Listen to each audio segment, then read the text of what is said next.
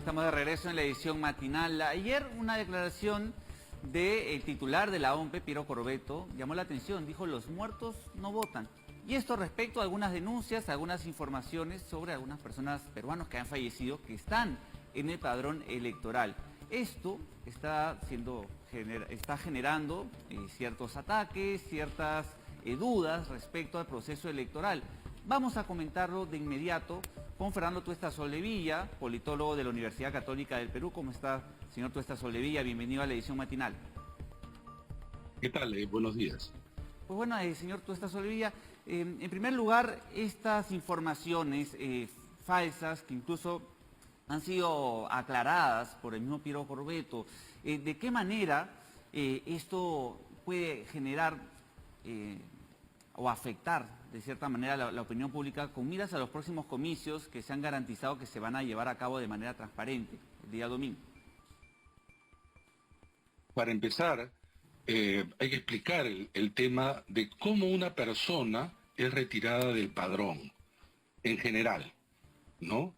Para que una persona sea retirada del padrón, por las normas que existen en el Perú, y así tiene que ser, esa persona, la persona fallecida, es decir, sus parientes, familiares, etcétera, deben entregar el certificado de defunción, de tal manera que se la retira del padrón. RENIEC no sabe que una persona ha muerto. En general, imagínense, en todo el país. ¿De acuerdo? Este proceso de ir retirando se llama depuración del padrón. Pero en el mundo, digamos, oficial, formal, esto discurre más o menos con cierta regularidad y así es. Pero hay en muchas ocasiones en que este trámite no se realiza y por lo tanto el RENIEC no lo puede retirar. Ese es un punto importante. Entonces, los padrones en el mundo en general no están actualizados al día. Un padrón actualizado con errores, es decir, que estén incluidos personas fallecidas, es más o menos del 2% del total, se suele decir. Pero entonces, en el caso peruano, el padrón se cerró hace un año. ¿Qué quiere decir cerrar? Que ya no pueden ingresar más personas y no pueden retirarse personas. Pero para eso ha depurado hasta donde puede el RENIEC. Pero a lo largo del año, entre que se cierre el padrón y el día de la elección, diariamente muere gente. Diariamente. Y claro, más en el COVID, como se ha hablado de 180.000 personas. Pero acá lo que se está haciendo es relacionar la actualización del padrón con el fraude. Y acá hay un problema. Las personas que están en el padrón y que RENIEC no saben que han muerto, ¿sí? Forman parte también, incluso hasta pueden ser parte de la mesa, solo que no se van a aparecer, pues. No van a votar. Pero esa parte no se dice. ¿Cómo van a votar, entre comillas, los muertos? Porque el fraude sería el siguiente, que suplanten a la persona fallecida. Pero vamos a ponernos en este escenario. ¿Cómo yo voy a suplantar a una persona que está en una mesa X? Tendría que ir y decir: yo soy esta persona, pero va a parecer que no somos iguales, ¿no es cierto? Entonces, porque van a tomar el DNI y no corresponde. Entonces tendré que falsificar un DNI para poner mi foto con los datos de esa persona. Imagínense falsificar para un voto, ¿no? Bueno, esa persona está cometiendo un delito y esa persona va a la cárcel. Para poder variar y entonces suplantar, habría que ver en qué mesas están las personas fallecidas aún en el padrón. Y tendría uno que montar una cantidad de gente para que eso suceda y falsificarles el DNI. Eso es casi un imposible. Ahora, Ojo, para que el voto sea significativo. Lo que quiero decir es que el padrón en todas partes del mundo nunca está depurado hasta el mismo día. Y tiene que haber un momento en que se cierra, porque se tiene que organizar el proceso electoral. Claro, Pero voy a agregar lo siguiente para que vean que no solamente esto sucede en votación. Por ejemplo, pregúntenle ustedes en pensión 65. las personas que supuestamente reciben algún tipo de beneficio de los programas sociales. Estoy seguro que ahí también van a haber muertos, fallecidos, o cualquier tipo en la ONP van a aparecer también muertos.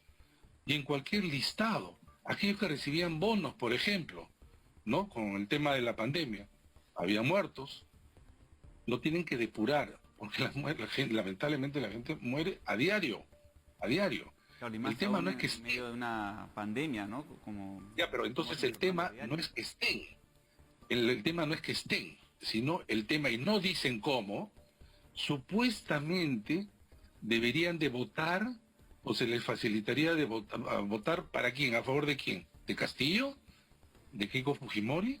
¿Eso se sabía hace un año? No.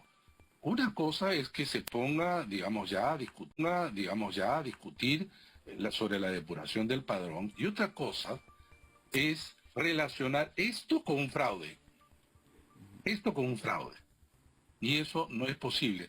Pregunten a aquellos quienes levantan esta noticia, en los países de la región, ¿qué sucede? Sucede exactamente lo mismo y en todas partes, porque tiene que haber un momento en que se cierra el padrón. Y por ahí dicen, pero justo ahora se cierra un año antes que hay la pandemia. Ah, como si todo estuviera programado, ¿no? Desde hace un año. Desde hace Doctor un año César no se sabían Solivilla, ni quiénes y eran los sobre, candidatos. usted lo ha explicado de manera muy precisa y permite tener una situación clara al respecto, pero también para que el ciudadano entienda de cierta manera el proceso de cómo trabajan las mesas de votación, el trabajo y las tareas de los personeros, hay observadores internacionales también, Bueno, hay acá viene funcionarios que están supervisando. Ello de qué manera también ayuda precisamente a que no hay irregularidades en un proceso electoral, en los comicios, por ejemplo, que se van a dar este domingo. miren, la única persona que sabe que en el padrón puede aparecer, aún pese a haber fallecido, probablemente es un familiar. La pregunta es, ¿se hicieron los trámites para que se den de baja a esa persona? Bueno, eso es un punto. Lo segundo, porque acá se está hablando de fraude. Acá no importa en el fondo si está o no depurado para quienes ahora acusan. Eso no les importa. Lo que insinúan, no, y no, bueno, ya no insinúan, sino directamente dice que es fraude. Esto no existe. Pregunten a nivel internacional. Pregunten. No se queden simplemente con supuestas investigaciones periodísticas. Pero además, dicen no, pero podrían estar de acuerdo los miembros de mesa. ¿Quiénes son los miembros de mesa? ¿Son trabajadores del Jurado Nacional de Elecciones, de RENIEC y de OMPE? No, son sorteados por ciudadanos. Tendrían que ponerse de acuerdo para saber que ahí en el listado de electores de esa mesa está una persona fallecida y utilicen su voto y firmen. ¿Y cómo están los personeros qué? No miran nada. El personero además ocurre lo siguiente, se presenta una persona y miren cómo esto ocurrió en la primera vuelta, ¿no? Decían, tu DNI a la persona que se presenta, acá está el DNI. Por favor, bájese la mascarilla para identificarlo. Y mucha gente decía incluso en primera vuelta que les están obligando a bajarse la mascarilla. Se tenían que bajar la mascarilla justamente para poder contrastar el DNI con la persona que está ahí presente. Supongamos que se parece, el personero del partido puede impugnar y se llama impugnación de identidad. Y decir, ¿saben qué? Esta persona no es la del DNI, ¿no? Imaginemos que se hayan confabulado los tres miembros de mesa. Que qué casualidad, por sorteo entre miles, justo hay tres personas que logran hacer este acuerdo. Bueno, cuando se dice que imponer esa identidad, entonces el voto de esa persona se guarda, ¿sí? Y eso se resuelve. Pero esa persona, si es un suplantador, pues, inmediatamente, si es que digamos así se confirma, esa persona va a ser acusada de ir a la cárcel. Hay una ¿Cuántas sanción. personas se necesitan suplantar para que sea significativo favorecer a un candidato? Miles, miles de miles. Y en realidad se está haciendo sobre un tema que normalmente sucede en algo que se señala como la razón del fraude. Y esto es lo que hay que rechazar rotundamente. Claro, y con miras a Repito, lo que podría pasar después del día de los comicios, después del día de las elecciones, este tipo de informaciones, ¿cómo ve usted que se estén difundiendo irresponsablemente, sobre todo en las redes sociales? ¿Y cuál es su hay una lectura de lo que campaña, podría pasar después, el día después de los hay comicios? una, ¿Qué llamado haría?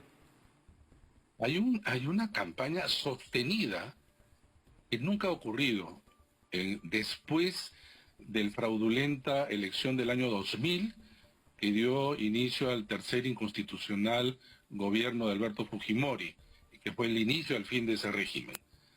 Nunca había una campaña tan sostenida. Y esta campaña tiene como objetivo para que quien pierda no reconozca el resultado. Y va a decir, por ejemplo, votaron los muertos, y etcétera, etcétera, lo que está saliendo en, sobre todo algunos pocos medios de comunicación, este tipo de supuestas investigaciones, y que claro, en un mundo polarizado como el peruano, y donde efectivamente hay una desconfianza en general en las instituciones, lo que hacen irresponsablemente es montar toda una campaña. Y decir, miren, acá hay uno registrado y está fallecido hace 15 años. Sí, pues probablemente. Y no es que a uno le guste, de ninguna manera, sino que tiene que haber un procedimiento. Ninguna persona en ninguna oficina de un registro de RENIEC, por sí misma y por sí para sí, va a dar de baja a una persona. Claro, Esa persona va a decir, bueno, ¿cómo se acredita esto? sí, usted Eso no se sabe. lo ha explicado claramente, queda claro que hay un sistema, hay un procedimiento, hay referentes internacionales también respecto a los padrones electorales que se cierran incluso antes y sobre todo lo más importante, hacer un llamado a la población a la calma, ¿no? Estamos en un sistema democrático y tiene que aceptarse los resultados Así es. el día después de los comicios. Muchas gracias por su tiempo y la información tan precisa que nos ha brindado hoy aquí en la edición matinal. Agradecemos a Fernando Tuesta Sollevilla por su tiempo. Vamos ahora a cambiar inmediatamente